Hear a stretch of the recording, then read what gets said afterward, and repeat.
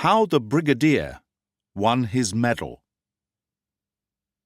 The Duke of Tarentum, or MacDonald, as his old comrades preferred to call him, was, as I could perceive, in the vilest of tempers. His grim Scotch face was like one of those grotesque door-knockers which one sees in the Faubourg Saint-Germain. We heard afterwards that the Emperor had said in jest that he would have sent him against Wellington in the south, but that he was afraid to trust him within the sound of the pipes. Major Charpentier and I could plainly see that he was smouldering with anger. "Brigadier Gerard of the Hussars," said he, with the air of the corporal with the recruit. I saluted. "Major Charpentier of the Horse Grenadiers." My companion answered to his name. "The Emperor has a mission for you." Without more ado, he flung open the door and announced us. I have seen Napoleon 10 times on horseback to once on foot, and I think that he does wisely to show himself to the troops in this fashion, for he cuts a very good figure in the saddle. As we saw him now, he was the shortest man out of 6 by a good hand's breadth, and yet I am no very big man myself, though I ride quite heavy enough for a hussar. It is evident, too, that his body is too long for his legs. With his big round head, his curved shoulders, and his clean-shaven face, he is more like a professor at the Sorbonne than the first soldier in France. Every man to his taste, but it seems to me that if I could clap a pair of fine light cavalry whiskers like my own onto him, it would do him no harm. He has a firm mouth, however, and his eyes are remarkable. I have seen them once turned on me in anger, and I'd rather ride at a square on a spent horse than face them again. I'm not a man who is easily daunted, either. He was standing at the side of the room, away from the window, looking up at a great map of the country which was hung upon the wall. Berthier stood beside him, trying to look wise, and just as we entered, Napoleon snatched his sword impatiently from him and pointed with it on the map. He was talking fast and low, but I heard him say, "The Valley of the Meuse," and twice he repeated, "Berlin." As we entered, his aide-de-camp advanced to us, but the Emperor stopped him and beckoned us to his side. "You have not yet received the Cross of Honour, Brigadier Gerard?" he asked. I replied that I had not, and was about to add that it was not for want of having deserved it, when he cut me short in his decided fashion. "And you, Major?" he asked. "No, sire." "Then you shall both have your opportunity now." He led us to the great map upon the wall, and placed the tip of Berthier's sword on Reims. "I will be frank with you, gentlemen, as with 2 comrades. You have both been with me since Marengo, I believe." He had a strangely pleasant smile, which used to light up his pale face with a kind of cold sunshine. "Here at Reims are our present headquarters on this, the 14th of March. Very good. Here is Paris, distant by road a good 25 leagues. Blucher lies to the north, Schwarzenberg to the south." He prodded at the map with the sword as he spoke. "Now," said he, "the further into the country these people march, the more completely I shall crush them. They are about to advance upon Paris. Very good. Let them do so. My brother, the King of Spain, will be there with 100,000 men. It is to him that I send you. You will hand him this letter, a copy of which I confide to each of you. It is to tell him that I am coming at once, in 2 days' time, with every man and horse and gun to his relief. I must give them 48 hours to recover. Then straight to Paris. You understand me, gentlemen? Ah, if I could tell you the glow of pride which it gave me to be taken into the great man's confidence in this way. As he handed our letters to us, I clicked my spurs and threw out my chest, smiling and nodding, to let him know that I saw what he would be after. He smiled also, and rested his hand for a moment upon the cape of my dolman. I would have given half my arrears of pay if my mother could have seen me at that instant. "I will show you your route," said he, turning back to the map. Your orders are to ride together as far as Bazoches. You will then separate, the one making for Paris by Ouchy and Neuilly, and the other to the north by Braine, Soissons, and Senlis. Have you anything to say, Brigadier Gerard? I am a rough soldier, but I have words and ideas. I began to speak about glory and the peril of France when he cut me short. And you, Major Charpentier? If we find our route unsafe, are we at liberty to choose another? Said he. Soldiers do not choose, they obey. He inclined his head to show that we were dismissed, and turned round to Berthier. I do not know what he said, but I heard them both laughing. Well, as you may think, we lost little time in getting upon our way. In half an hour we were riding down the High Street of Reims, and it struck 12 o'clock as we passed the cathedral. I had my little grey mare Violette, the one which Sebastiani had wished to buy after Dresden. It is the fastest horse in the 6 brigades of light cavalry, and was only beaten by the Duke of Rovigo's racer from England. As to Charpentier, he had the kind of horse which a horse grenadier or a cuirassier would be likely to ride, a back like a bedstead, you understand, and legs like the posts. He is a hulking fellow himself, so that they looked a singular pair. And yet, in his insane conceit, he ogled the girls as they waved their handkerchiefs to me from the windows, and he twirled his ugly red moustache up into his eyes, just as if it were to him that their attention was addressed. When we came out of the town, we passed through the French camp, and then across the battlefield of yesterday, which was still covered both by our own poor fellows and by the Russians. But of the two, the camp was the sadder sight. Our army was thawing away. The guards were all right, though the young guard was full of conscripts. The artillery and the heavy cavalry were also good, if there were more of them. But the infantry privates, with their under-officers, looked like schoolboys with their masters. When one considered that there were 80,000 Prussians to the north, and 150,000 Russians and Austrians to the south, it might make even the bravest man grave. For my own part, I confess that I shed a tear, until the thought came that the Emperor was still with us, and that on that very morning he had placed his hand upon my dolman and had promised me a medal of honour. This set me singing, and I spurred Violette on, until Charpentier had to beg me to have mercy on his great snorting, panting camel. The road was beaten into paste and rutted 2 feet deep by the artillery, so that he was right in saying that it was not the place for a gallop. I have never been very friendly with this Charpentier, and now for 20 miles of the way I could not draw a word from him. He rode with his brows puckered and his chin upon his breast, like a man who is heavy with thought. More than once I asked him what was on his mind, thinking that perhaps, with my quicker intelligence, I might set the matter straight.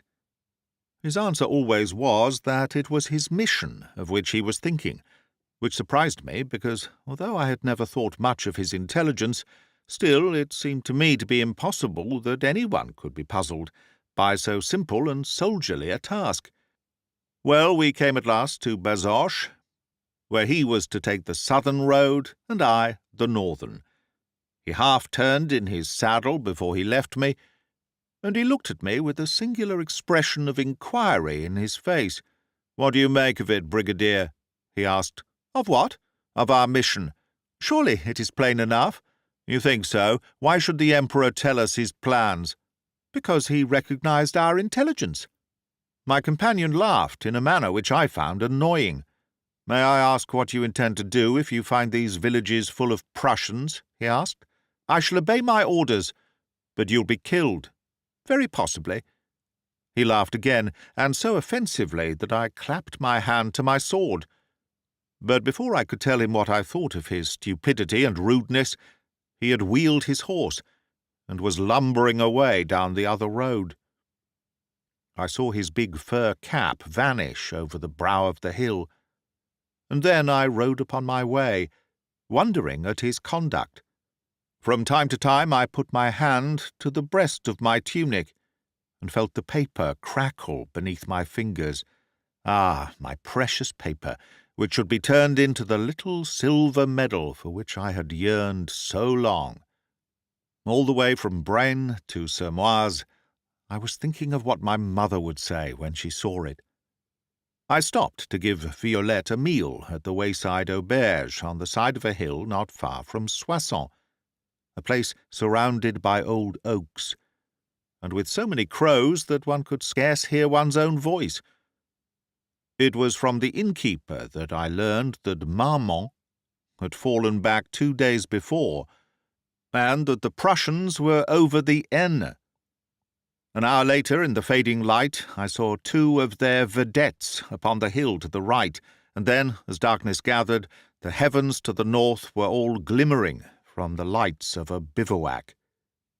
When I heard that Blücher had been there for 2 days, I was much surprised that the Emperor should not have known that the country through which he had ordered me to carry my precious letter was already occupied by the enemy. Still, I thought of the tone of his voice when he said to Charpentier that a soldier must not choose, but must obey. I should follow the route he had laid down for me, as long as Violette could move a hoof, or I a finger upon her bridle. All the way from Sermoise to Soissons, where the road dips up and down, curving among fir woods, I kept my pistol ready and my sword-belt braced, pushing on swiftly where the path was straight, and then coming slowly round the corners, in the way we learned in Spain. When I came to the farmhouse, which lies to the right of the road, just after you cross the wooden bridge over the Creuse, near where the great statue of the Virgin stands, a woman cried to me from the field, saying that the Prussians were in Soissons. A small party of their lancers, she said, had come in that very afternoon, and a whole division was expected before midnight. I did not wait to hear the end of her tale, but clapped spurs into Violette, and in 5 minutes was galloping her into the town. 3 Uhlans were at the mouth of the main street, their horses tethered, and they gossiping together, each with a pipe as long as my sabre. I saw them well in the light of an open door, but of me they could have seen only the flash of Violette's grey side and the black flutter of my cloak. A moment later I flew through a stream of them, rushing from an open gateway. Violette's shoulder sent one of them reeling, and I stabbed at another but missed him. Pang, pang, went 2 carbines, but I had flown round the curve of the street and never so much as heard the hiss of the balls. Ah, we were great, both Violette and I. She laid down to it like a coursed hare, the fire flying from her hoofs. I stood in my stirrups and brandished my sword. Someone sprang for my bridle. I sliced him through the arm, and I heard him howling behind me. 2 horsemen closed upon me. I cut one down and outpaced the other. A minute later I was clear of the town and flying down a broad white road with the black poplars on either side. For a time I heard the rattle of hoofs behind me, but they died and died until I could not tell them from the throbbing of my own heart. Soon I pulled up and listened, but all was silent. They had given up the chase. Well, the first thing that I did was to dismount and to lead my mare into a small wood through which a stream ran. There I watered her and rubbed her down, giving her 2 pieces of sugar soaked in cognac from my flask. She was spent from the sharp chase, but it was wonderful to see how she came round with a half-hour's rest. When my thighs closed upon her again, I could tell by the spring and the swing of her that it would not be her fault if I did not win my way safe to Paris. I must have been well within the enemy's lines now, for I heard a number of them shouting one of their rough drinking songs out of a house by the roadside, and I went round by the fields to avoid it. At another time 2 men came out into the moonlight, for by this time it was a cloudless night, and shouted something in German. But I galloped on without heeding them, and they were afraid to fire, for their own hussars are dressed exactly as I was. It is best to take no notice at these times, and then they put you down as a deaf man. It was a lovely moon, and every tree threw a black bar across the road. I could see the countryside just as if it were daytime, and very peaceful it looked, save that there was a great fire raging somewhere in the north. In the silence of the night time, and with the knowledge that danger was in front and behind me, the sight of that great distant fire was very striking and awesome. But I am not easily clouded, for I have seen too many singular things, so I hummed a tune between my teeth, and thought of little Lisette, whom I might see in Paris. My mind was full of her when, trotting round a corner, I came straight upon 6 German dragoons, who were sitting round a brushwood fire by the roadside. I am an excellent soldier. I do not say this because I'm prejudiced in my own favour, but because I really am so. I can weigh every chance in a moment, and decide with as much certainty as though I had brooded for a week. Now I saw like a flash that, come what might, I should be chased, and on a horse which had already done a long 12 leagues. But it was better to be chased onwards than to be chased back. On this moonlit night, with fresh horses behind me, I must take my risk in either case. But if I were to shake them off, I preferred that it should be near Senlis than near Soissons. All this flashed on me as if by instinct, you understand. My eyes had hardly rested on the bearded faces under the brass helmets, before my rowels had touched Violette, and she was off with a rattle like a pas de charge. Oh, the shouting and rushing and stamping from behind us! 3 of them fired, and 3 swung themselves onto their horses. A bullet rapped on the crupper of my saddle with a noise like a stick on a door. Violette sprang madly forward, and I thought she had been wounded, but it was only a graze above the near fore fetlock. Ah, the dear little mare! How I loved her when I felt her settle down into that long, easy gallop of hers, her hoofs going like a Spanish girl's castanets. I could not hold myself. I turned on my saddle and shouted and raved. "Vive l'Empereur!" I screamed, and laughed at the gust of oaths that came back to me. But it was not over yet. If she had been fresh, she might have gained a mile in 5. Now she could only hold her own, with very little over. There was one of them, a young boy of an officer, who was better mounted than the others. He drew ahead with every stride. 200 yards behind him were 2 troopers, but I saw every time that I glanced round that the distance between them was increasing. The other 3 who had waited to shoot were a long way in the rear. The officer's mount was a bay, a fine horse, though not to be spoken of with Violette. Yet it was a powerful brute, and it seemed to me that in a few miles its freshness might tell. I waited until the lad was a long way in front of his comrades, and then I eased my mare down a little, very, very little, so that he might think he was really catching me. When he came within pistol shot of me, I drew and cocked my own pistol, and laid my chin upon my shoulder to see what he would do. He did not offer to fire, and I soon discerned the cause. The silly boy had taken his pistols from his holsters when he had camped for the night. He wagged his sword at me now, and roared some threat or other. He did not seem to understand that he was at my mercy.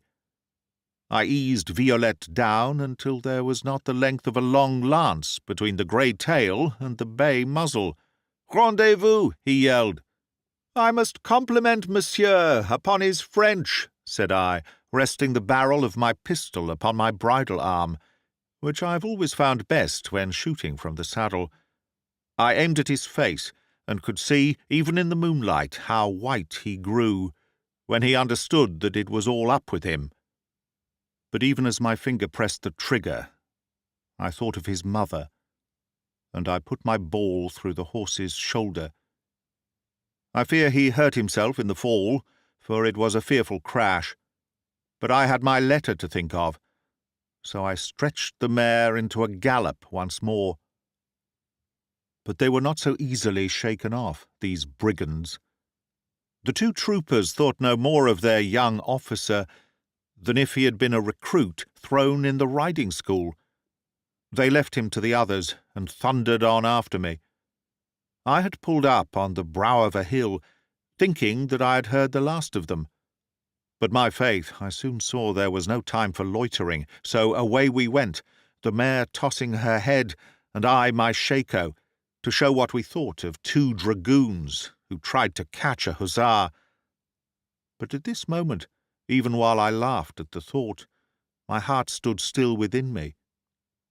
For there, at the end of the long white road, was a black patch of cavalry waiting to receive me. To a young soldier it might have seemed the shadow of the trees, but to me it was a troop of hussars, and, turn where I could, death seemed to be waiting for me. Well, I had the dragoons behind me, and the hussars in front. Never since Moscow have I seemed to be in such peril. But for the honour of the brigade I had rather be cut down by a light cavalryman than by a heavy. I never drew bridle, therefore, or hesitated for an instant, but I let Violette have her head. I remember that I tried to pray as I rode, but I am a little out of practice at such things, and the only words I could remember were the prayer for fine weather which we used at the school on the evening before holidays. Even this seemed better than nothing, and I was pattering it out when suddenly I heard French voices in front of me. Ah, mon Dieu, but the joy went through my heart like a musket ball. They were ours, our own dear little rascals from the corps of Marmont. Round whisked my two dragoons and galloped for their lives, with the moon gleaming on their brass helmets, while I trotted up to my friends with no undue haste. For I would have them understand that though a hussar may fly, it is not in his nature to fly very fast. Yet I fear that Violette's heaving flanks and foam-spattered muzzle gave the lie to my careless bearing. Who should be at the head of the troop but old Bouvet, whom I saved at Leipzig? When he saw me, his little pink eyes filled with tears, and indeed I could not but shed a few myself at the sight of his joy.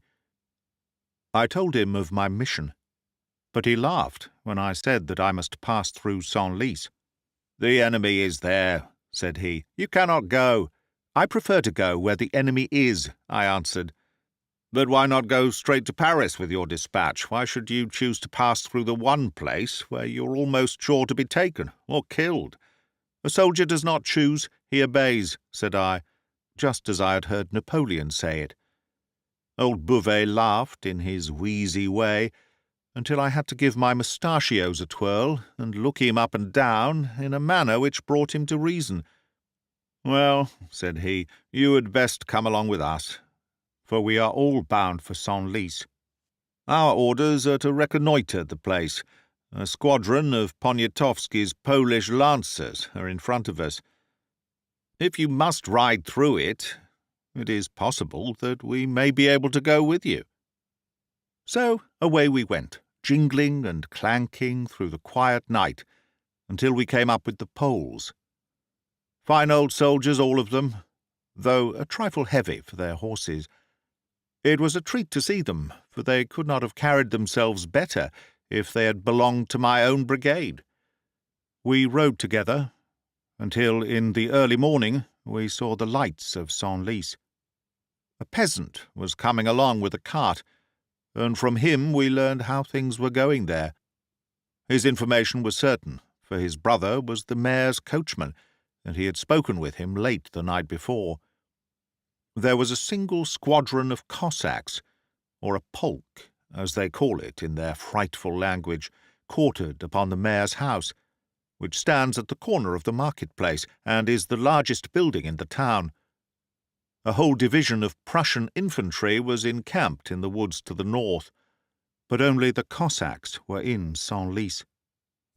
Ah, what a chance to avenge ourselves upon these barbarians, whose cruelty to our poor countryfolk was the talk at every campfire. We were into the town like a torrent, hacked down the vedettes, rode over the guard, and were smashing in the doors of the mayor's house before they understood that there was a Frenchman within 20 miles of them. We saw horrid heads at the windows, heads bearded to the temples, with tangled hair and sheepskin caps, and silly gaping mouths.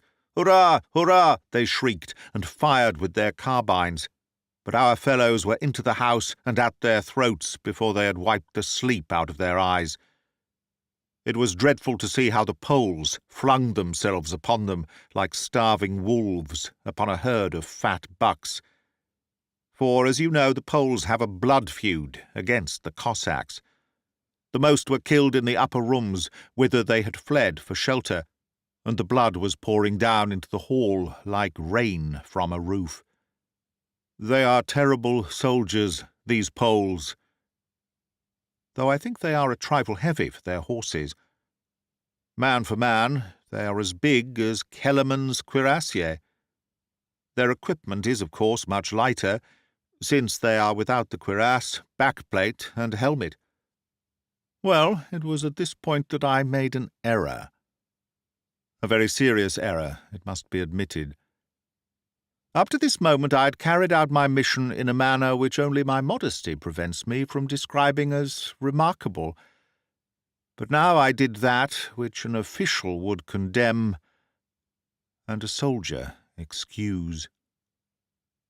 There is no doubt that the mayor was spent, but still it is true that I might have galloped on through Senlis and reached the country, where I should have had no enemy between me and Paris. But what hussar can ride past a fight and never draw rein? It is to ask too much of him. Besides, I thought that if Violette had an hour of rest, I might have 3 hours the better at the other end. Then on top of it came those heads at the windows, with their sheepskin hats and their barbarous cries. I sprang from my saddle, threw Violette's bridle over a rail-post, and ran into the house with the rest. It is true that I was too late to be of service, and that I was nearly wounded by a lance-thrust from one of these dying savages. Still, it is a pity to miss even the smallest affair, for one never knows what opportunity for advancement may present itself. I have seen more soldierly work in outpost skirmishes and little gallop and hack affairs of the kind than in any of the Emperor's big battles. When the house was cleared, I took a bucket of water out for Violette, and our peasant guide showed me where the good mayor kept his fodder. My faith, but the little sweetheart was ready for it. Then I sponged down her legs, and leaving her still tethered, I went back into the house to find a mouthful for myself, so that I should not need to halt again until I was in Paris. And now I come to the part of my story which may seem singular to you, although I could tell you at least 10 things every bit as queer which have happened to me in my lifetime. You can understand that to a man who spends his life in scouting and vedette duties on the bloody ground which lies between 2 great armies, there are many chances of strange experiences. I'll tell you, however, exactly what occurred. Old Bouvet was waiting in the passage when I entered, and he asked me whether we might not crack a bottle of wine together. "My faith, we must not be long," said he. "There are 10,000 of Tileman's Prussians in the woods up yonder." "Where is the wine?" I asked. "Ah, you may trust 2 hussars to find where the wine is," said he, and, taking a candle in his hand, he led the way down the stone stairs into the kitchen. When we got there, we found another door, which opened onto a winding stair, with the cellar at the bottom. The Cossacks had been there before us, as was easily seen by the broken bottles littered all over it. However, the mayor was a bon vivant, and I do not wish to have a better set of bins to pick from. Chambertin, Grave, Alicante, white wine and red, sparkling, and still they lay in pyramids, peeping coyly out of sawdust. Old Bouvet stood with his candle, looking here and peeping there, purring in his throat like a cat before a milk pail. He had picked upon a Burgundy at last, and had his hand outstretched to the bottle when there came a roar of musketry from above us, a rush of feet, and such a yelping and screaming as I have never listened to. The Prussians were upon us. Bouvet is a brave man, I will say that for him. He flashed out his sword, and away he clattered up the stone steps, his spurs clinking as he ran. I followed him. But just as we came out into the kitchen passage, a tremendous shout told us that the house had been recaptured. "It is all over," I cried, grasping at Bouvet's sleeve. "There is one more to die," he shouted, and away he went like a madman up the second stair. In effect, I should have gone to my death also, had I been in his place, for he had done very wrong in not throwing out his scouts to warn him if the Germans advanced upon him. For an instant I was about to rush up with him. And then I bethought myself that, after all, I had my own mission to think of, and that if I were taken, the important letter of the Emperor would be sacrificed. I let Bouvet die alone, therefore, and I went down into the cellar again, closing the door behind me. Well, it was not a very rosy prospect down there either. Bouvet had dropped the candle when the alarm came, and I, poring about in the darkness, could find nothing but broken bottles. At last I came upon the candle, which had rolled under the curve of a cask. But try as I would with my tinder-box, I could not light it. The reason was that the wick had been wet in a puddle of wine, so, suspecting that this might be the case, I cut the end off with my sword. Then I found that it lighted easily enough. But what to do, I could not imagine. The scoundrels upstairs were shouting themselves hoarse, several hundred of them, from the sound, and it was clear that some of them would soon want to moisten their throats. There would be an end to a dashing soldier, and of the mission, and of the medal. I thought of my mother, and I thought of the Emperor.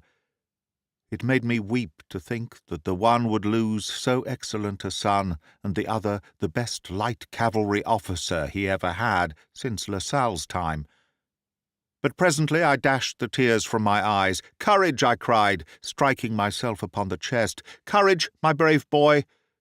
Is it possible that one who has come safely from Moscow, without so much as a frostbite, will die in a French wine-cellar?" At the thought I was up on my feet and clutching at the letter in my tunic, for the crackle of it gave me courage. My first plan was to set fire to the house, in the hope of escaping in the confusion.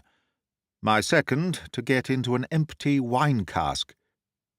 I was looking round to see if I could find one, when suddenly, in the corner, I espied a little low door, painted of the same grey colour as the wall, so that it was only a man with quick sight who would have noticed it. I pushed against it, and at first I imagined that it was locked.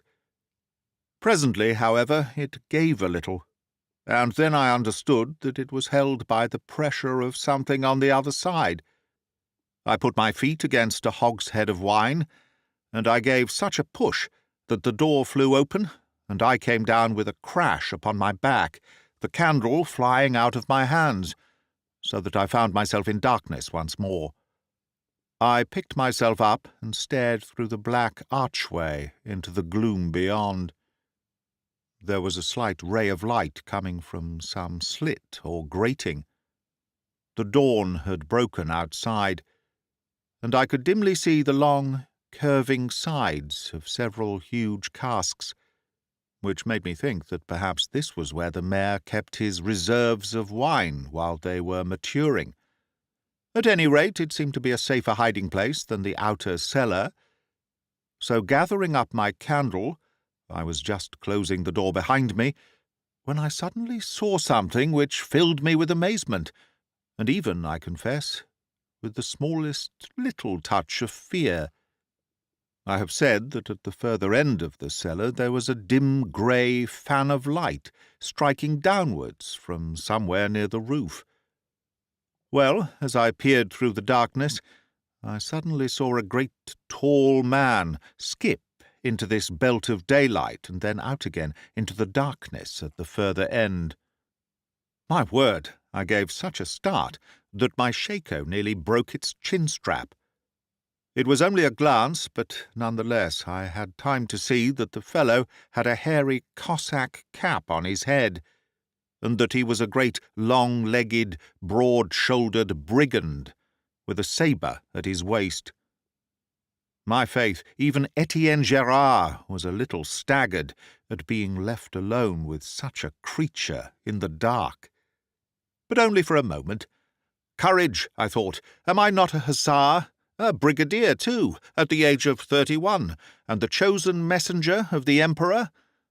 After all, this skulker had more cause to be afraid of me than I of him, and then suddenly I understood that he was afraid, horribly afraid.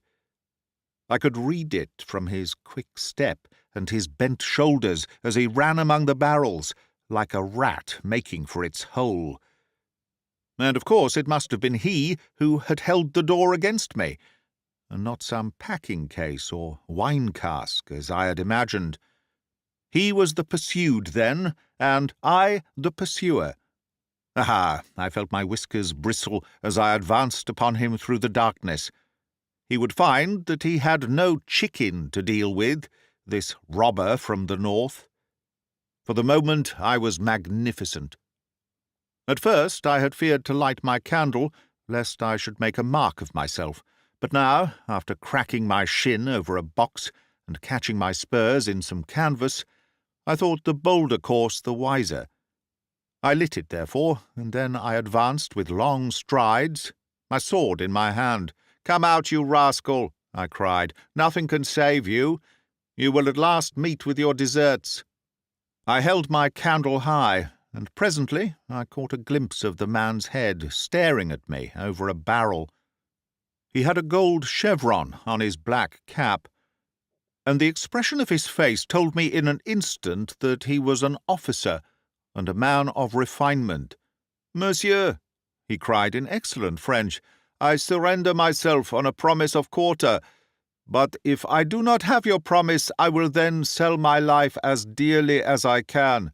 "Sir," said I, "a Frenchman knows how to treat an unfortunate enemy. Your life is safe." With that he handed his sword over the top of the barrel, and I bowed, with the candle on my heart. "Whom have I the honour of capturing?" I asked. "I am the Count Boutkin, of the Emperor's own Don Cossacks," said he. "I came out with my troop to reconnoitre Senlis, and as we found no sign of your people, we determined to spend the night here." "And would it be an indiscretion," I asked, "if I were to inquire how you came into the back cellar?" "Nothing more simple," said he.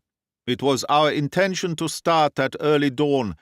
Feeling chilled after dressing, I thought that a cup of wine would do me no harm, so I came down to see what I could find. As I was rummaging about, the house was suddenly carried by assault so rapidly that by the time I had climbed the stairs it was all over. It only remained for me to save myself. So I came down here and hid myself in the back cellar, where you have found me." I thought of how old Bouvet had behaved under the same conditions, and the tears sprang to my eyes as I contemplated the glory of France. Then I had to consider what I should do next. It was clear that this Russian count, being in the back cellar while we were in the front one, had not heard the sounds which would have told him that the house was once again in the hands of his own allies. If he should once understand this, the tables would be turned, and I should be his prisoner instead of he being mine. What was I to do? I was at my wit's end, when suddenly there came to me an idea so brilliant that I could not but be amazed at my own invention. "Count Boutkin," said I find myself in a most difficult position." "And why?" he asked. "Because I have promised you your life." His jaw dropped a little. "You would not withdraw your promise," he cried. "If the worst comes to the worst, I can die in your defence," said I. "But the difficulties are great." "What is it, then?" he asked. "I will be frank with you," said I.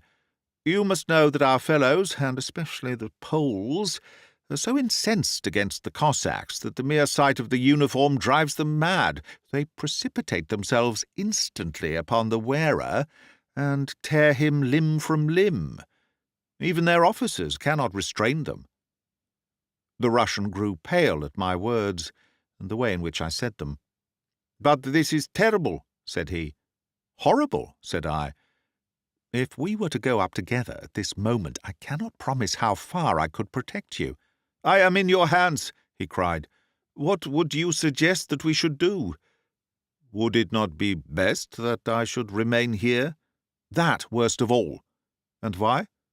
"Because our fellows will ransack the house presently, and then you would be cut to pieces. No, I must go and break it to them. But even then, when once they see that accursed uniform, I do not know what may happen." "Should I then take the uniform off?" "Excellent!" I cried. "Hold! We have it. You will take your uniform off and put on mine. That will make you sacred to every French soldier." "It is not the French I fear so much as the Poles." "But my uniform will be a safeguard against either."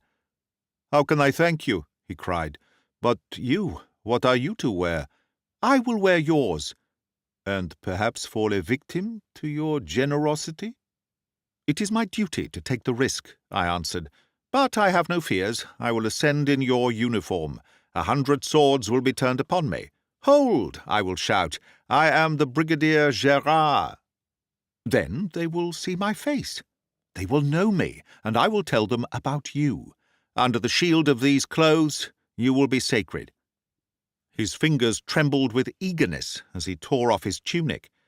His boots and breeches were very much like my own, so there was no need to change them. But I gave him my hussar jacket, my dolman, my shako, my sword-belt, and my sabre-tash, while I took in exchange his high sheepskin cap with the gold chevron, his fur-trimmed coat, and his crooked sword. Be it well understood that in changing the tunics I did not forget to change my thrice precious letter also, from my old one to my new. "With your leave," said I shall now bind you to a barrel." He made a great fuss over this, but I have learned in my soldiering never to throw away chances, and how could I tell that he might not, when my back was turned, see how the matters really stood, and break in upon my plans? He was leaning against a barrel at the time, so I ran 6 times round it with a rope, and then tied it with a big knot behind. If he wished to come upstairs, he would, at least, have to carry 1,000 litres of good French wine for a knapsack. I then shut the door of the back cellar behind me, so that he might not hear what was going forward, and, tossing my candle away, I ascended the kitchen stair. There were only about 20 steps, and yet, while I came up them, I seemed to have time to think of everything that I had ever hoped to do. It was the same feeling that I had had at Eylau, while I lay there with my broken leg, and saw the horse artillery galloping down upon me. Of course, I knew that if I were taken I should be shot instantly, as being disguised within the enemy's lines. Still, it was a glorious death. in the direct service of the Emperor, and I reflected that there could not be less than 5 lines, and perhaps 7, in the Moniteur about me. Palairet had 8 lines, and I am sure that he had not so fine a career. When I made my way out into the hall, with all the nonchalance in my face and manner that I could assume, the very first thing that I saw was Bouvet's dead body, with his legs drawn up, and a broken sword in his hand. I could see by the black smudge that he had been shot at close quarters. I should have wished to salute as I went by, for he was a gallant man, but I feared lest I should be seen, and so I passed on. The front of the hall was full of Prussian infantry, who were knocking loopholes in the wall, as though they expected that there might be yet another attack. Their officer, a little man, was running about giving directions.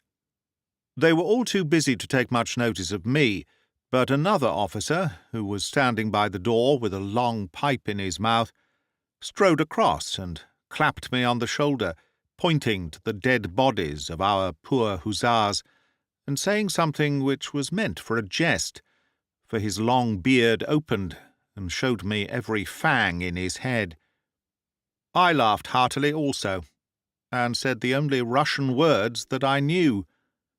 I learned them from little Sophie at Vilna, and they meant, "If the night is fine, we shall meet under the oak tree, but if it rains, we shall meet in the byre."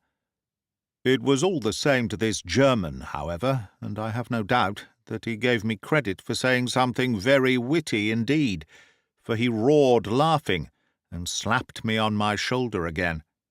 I nodded to him, and marched out of the hall door as coolly as if I were the commandant of the garrison. There were 100 horses tethered about outside, most of them belonging to the Poles and hussars. Good little Violette was waiting with the others, and she whinnied when she saw me coming towards her. But I would not mount her. No, I was much too cunning for that. On the contrary, I chose the most shaggy little Cossack horse that I could see, and I sprang upon it with as much assurance as though it had belonged to my father before me. It had a great bag of plunder slung over its neck, and this I laid upon Violette's back, and led her along beside me. Never have you seen such a picture of the Cossack returning from the foray. It was superb. Well, the town was full of Prussians by this time. They lined the sidewalks and pointed me out to each other, saying, as I could judge from their gestures, "There goes one of those devils of Cossacks. They're the boys for foraging and plunder." 1 or 2 officers spoke to me with an air of authority, but I shook my head and smiled, and said, "If the night is fine, we shall meet under the oak tree, but if it rains, we shall meet in the byre." At which they shrugged their shoulders and gave the matter up. In this way I worked along until I was beyond the northern outskirt of the town. I could see in the roadway 2 lancer vedettes with their black and white pennons, and I knew that when I was once past these, I should be a free man once more. I made my pony trot, therefore, Violette rubbing her nose against my knee all the time, and looking up at me to ask how she had deserved that this hairy doormat of a creature should be preferred to her. I was not more than 100 yards from the Uhlans when, suddenly, you can imagine my feelings when I saw a real Cossack coming galloping along the road towards me.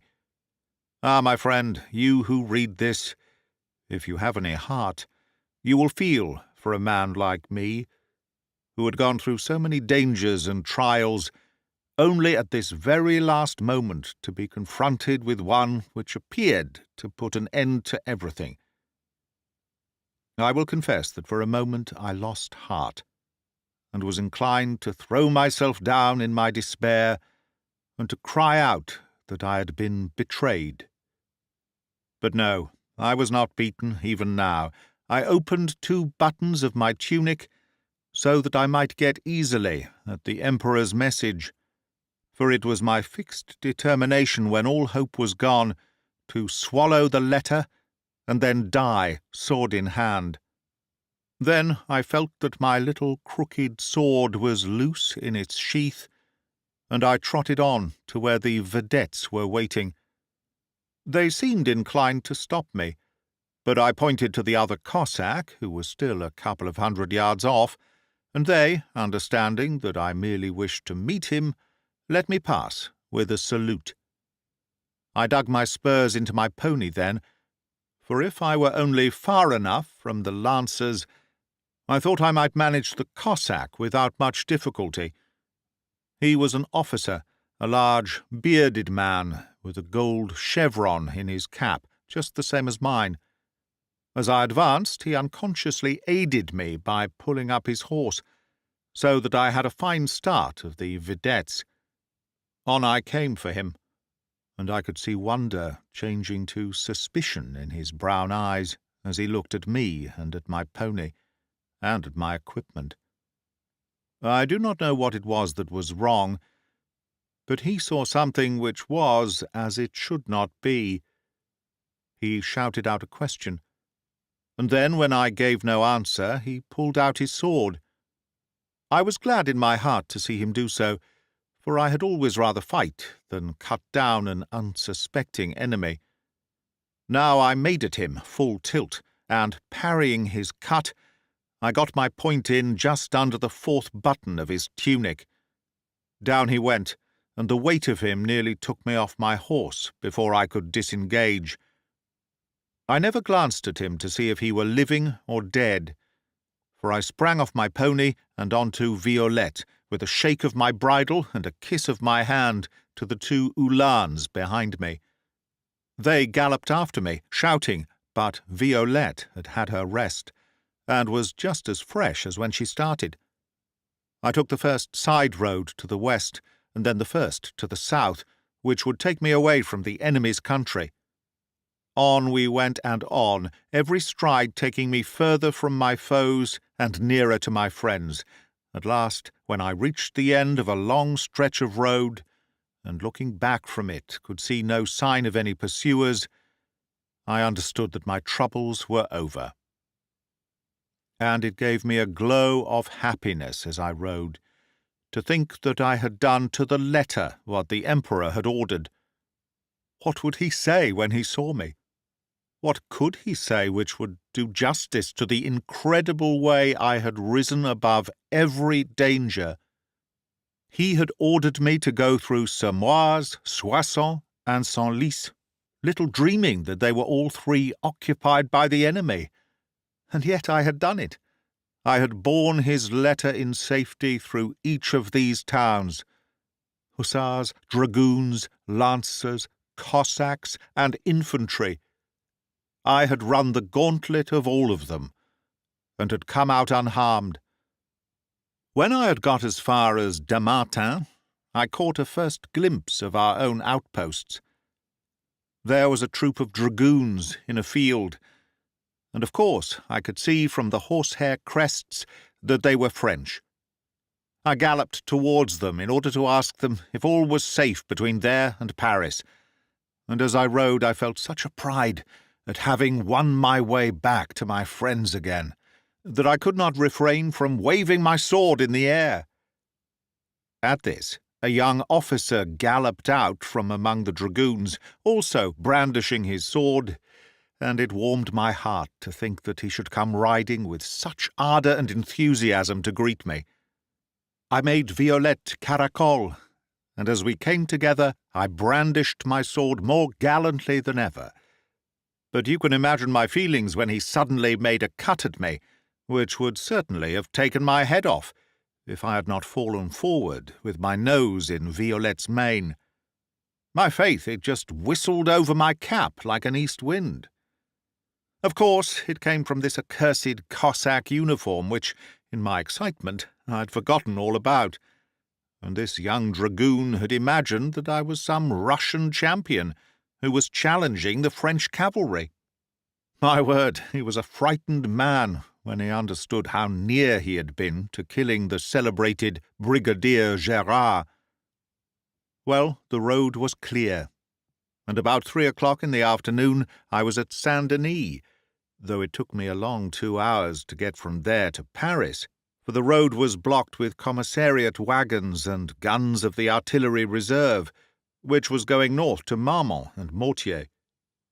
You cannot conceive the excitement which my appearance in such a costume made in Paris, and when I came to the Rue de Rivoli, I should think I had 1/4 mile of folk riding or running behind me. Word had got about from the dragoons, 2 of whom had come with me, and everybody knew about my adventures, and how I had come by my uniform. It was a triumph, men shouting and women waving their handkerchiefs and blowing kisses from the windows. Although I am a man singularly free from conceit, still I must confess that on this one occasion I could not restrain myself from showing that this reception gratified me. The Russian's coat had hung very loose upon me, but now I threw out my chest until it was as tight as a sausage skin.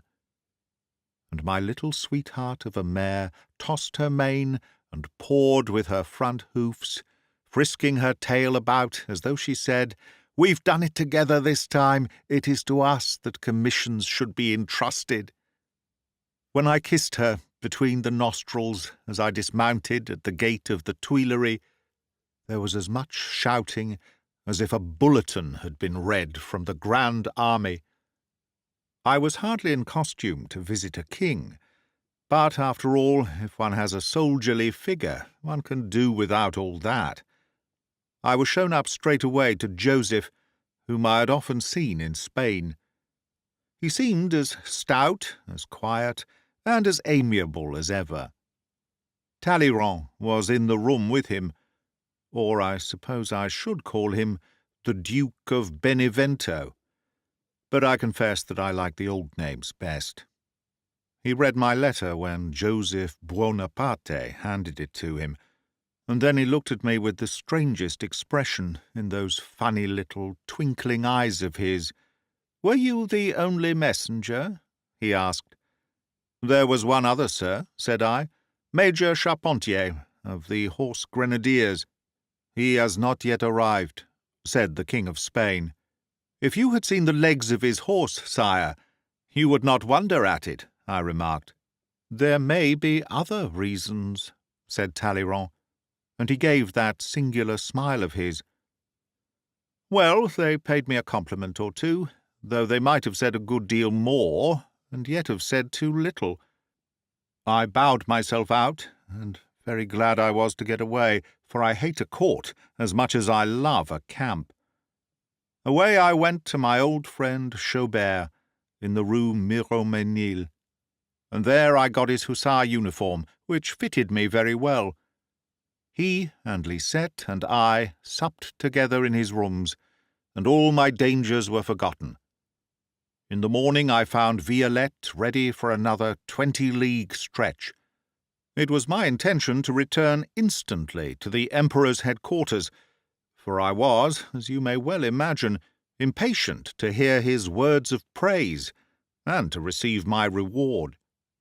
I need not say that I rode back by a safe route, for I had seen quite enough of Uhlans and Cossacks. I passed through Meaux and Chateau Thierry, and so in the end I arrived at Reims, where Napoleon was still lying. The bodies of our fellows and of St. Prest's Russians had all been buried, and I could see changes in the camp also. The soldiers looked better cared for. Some of the cavalry had received remounts, and everything was in excellent order. It was wonderful what a good general can effect in a couple of days. When I came to the headquarters, I was shown straight into the Emperor's room. He was drinking coffee at a writing table, with a big plan drawn out on paper in front of him. Berthier and MacDonald were leaning, one over each shoulder, and he was talking so quickly that I don't believe either of them could catch half of what he was saying. But when his eyes fell upon me, He dropped the pen onto the chart, and he sprang up with a look in his pale face which struck me cold. "What the deuce are you doing here?" he shouted. When he was angry, he had a voice like a peacock. "I have the honour to report to you, sire," said I, "that I have delivered your dispatch safely to the King of Spain." "What?" he yelled, and his 2 eyes transfixed me like bayonets. Oh, those dreadful eyes, shifting from grey to blue like steel in the sunshine. I can see them now when I have a bad dream. "What has become of Charpentier?" he asked. "He is captured," said MacDonald. "By whom?" "The Russians." "The Cossacks?" "No, a single Cossack." "He gave himself up?" "Without resistance." "He is an intelligent officer. You will see that the Medal of Honor is awarded to him." When I heard those words, I had to rub my eyes to make sure that I was awake. "As to you," cried the Emperor, taking a step forward as if he would have struck me, "you brain of a hare, what do you think that you were sent upon this mission for? Do you conceive that I would send a really important message by such a hand as yours, and through every village which the enemy holds? How you came through them passes my comprehension. But if your fellow messenger had had but as little sense as you, my whole plan of campaign would have been ruined. Can you not see, Corleone, that this message contained false news, and that it was intended to deceive the enemy, whilst I put a very different scheme into execution?" When I heard those cruel words, and saw the angry white face which glared at me, I had to hold the back of a chair, for my mind was failing me, and my knees would hardly bear me up. But then I took courage, as I reflected that I was an honourable gentleman, and that my whole life had been spent in toiling for this man, and for my beloved country. "Sire," said I, and the tears would trickle down my cheeks whilst I spoke, "when you are dealing with a man like me, you would find it wiser to deal openly. Had I known that you had wished the dispatch to fall into the hands of the enemy, I would have seen that it came there. As I believed that I was to guard it, I was prepared to sacrifice my life for it. I do not believe, sire, that any man in the world ever met with more toils and perils than I have done in trying to carry out what I thought was your will." I dashed the tears from my eyes as I spoke, and with such fire and spirit as I could command, I gave him an account of it all, of my dash through Soissons, my brush with the dragoons, my adventure in Senlis, my rencontre with Count Boutkin in the cellar, my disguise, my meeting with the Cossack officer, my flight, and how at the last moment I was nearly cut down by a French dragoon. The Emperor, Berthier, and MacDonald listened with astonishment on their faces. When I had finished, Napoleon stepped forward, and he pinched me by the ear. There, said he. "Forget anything which I may have said. I would have done better to trust you. You may go." I turned to the door, and my hand was upon the handle when the Emperor called upon me to stop. "You will see," said he, turning to the Duke of Tarentum, "that Brigadier Gerard has the special Medal of Honor, for I believe that if he has the thickest head, he has also the stoutest heart in the army."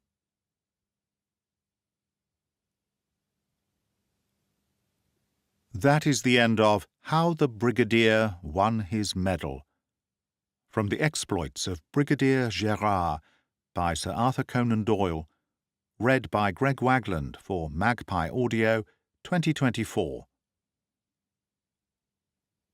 Please subscribe, do a thumbs up, all that stuff. Please do or don't, up to you. All the best. Thank you for listening.